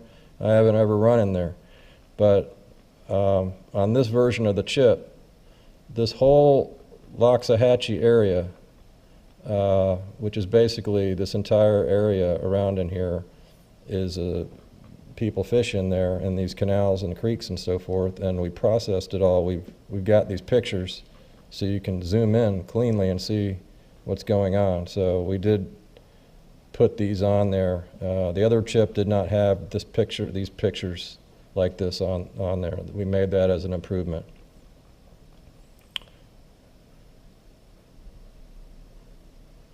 Now the Lake Okeechobee is on there, and you can see that the tracks run from the lake over to St. Lucie, and they run from the lake over to Fort Myers through the canal system. And they also run out of the lake up to the north into the lake system in Central Florida. This is East Lake and West Lake Toho, and it runs all the way up. You can get the entire run all the way up in there. Take a look at that. And then we'll take a look at the lake. So coming across into the lake from St. Lucie, this is the kind of detail you'll see. The entire river system over there has been processed all the way over. To show the entire run, it's pretty boring. I won't look at it all, but it's all the same all the way over to the lock. And then when you get over to the lock, it shows you how you come through, and you get over here, and you have these bumpers, these triple bumpers. You go through the thing, and then you get right into the lock, and then you're into the lake. And we provided pictures for the entire lake, even in the middle of the lake. And then you have the south rim over here. And these are pretty good pictures compared to what we had last time. I think they're a little bit better. Shows you the runs through these mats and so forth that most people take. If the pictures look like the track is off in the thing, it's because these mats moved. These tracks represent the latest picture that we had that are not on the chip, but the mats do move from time to time a little bit, and we moved the tracks to show where they last were. But you can see pretty clearly where they run through there. And then the whole rim always stays open.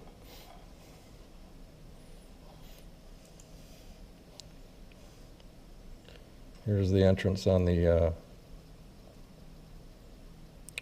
south end, and they have all these spoil islands through the markers coming out the main drag. So if you were going through the river system, you would come out of the lock, come down across this way, and then head in over here this way to get into the river system, to get across the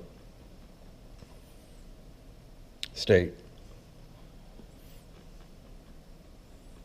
But even in the middle of the lake, we've got pictures. Like here, it does get better when you zoom in. Here's 100 feet of zoom. You can see this big tank they got in the middle of the lake. I don't know what that's all about there, but you can see it pretty well. Let's see if you can see it on the other one. I don't think you'll be able to see it. They have pictures out there anyway. They don't even have pictures there. They do show where it is. But this is what you get with Navionics. You just get basically a map out there, and then as far as the rest of the lake on the south end, you get this kind of thing going on, which isn't so fantastic in terms of figuring stuff out. This is useless. This kind of thing is useless to me.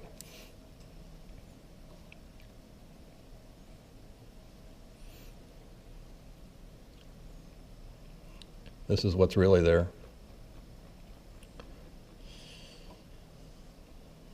come up to the north end of the lake, and the west side of the lake shows you how to get around the main drags. I mean, it's not every place you could go, but the main routes anyway.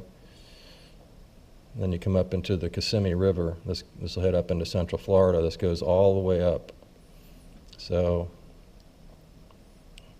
you could, run this thing all the way. I don't even know if they have that on their chip either.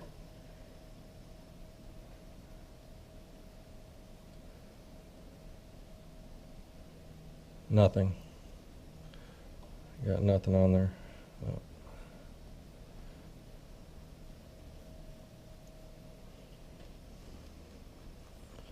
So that's the lake. It's pretty boring. It's pretty just open most of the way, but we have the entire lake system, all the markers around the rim.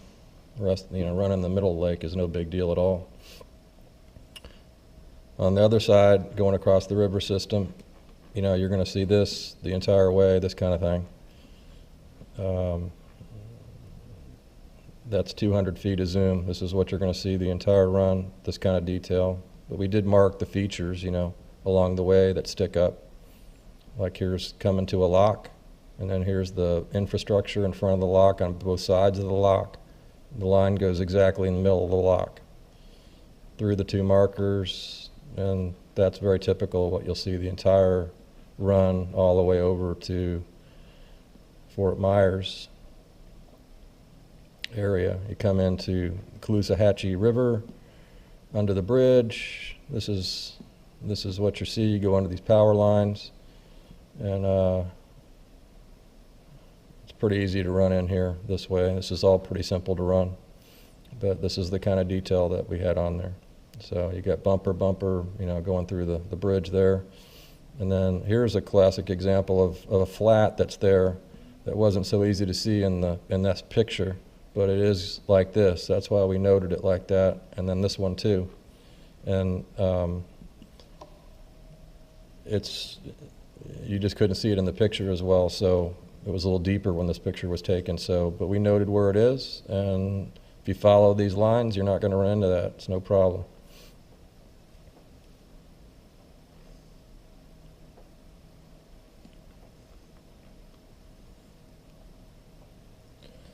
So that's that. So we're back to Fort Myers area where we were looking at earlier, and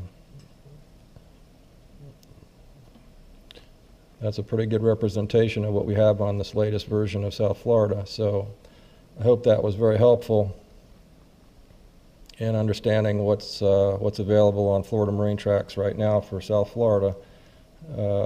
I think that we've got the best thing going. I don't know that there's any other product that has that kind of detail and that kind of accuracy that I've ever seen. But it's become very popular, and I don't think we've heard anybody say anything except positive things about it in all of these years. So we're very happy about that, and we hope we can continue to improve it as time goes on. So appreciate you watching this video, and hope to see you out there on the water. Happy boating.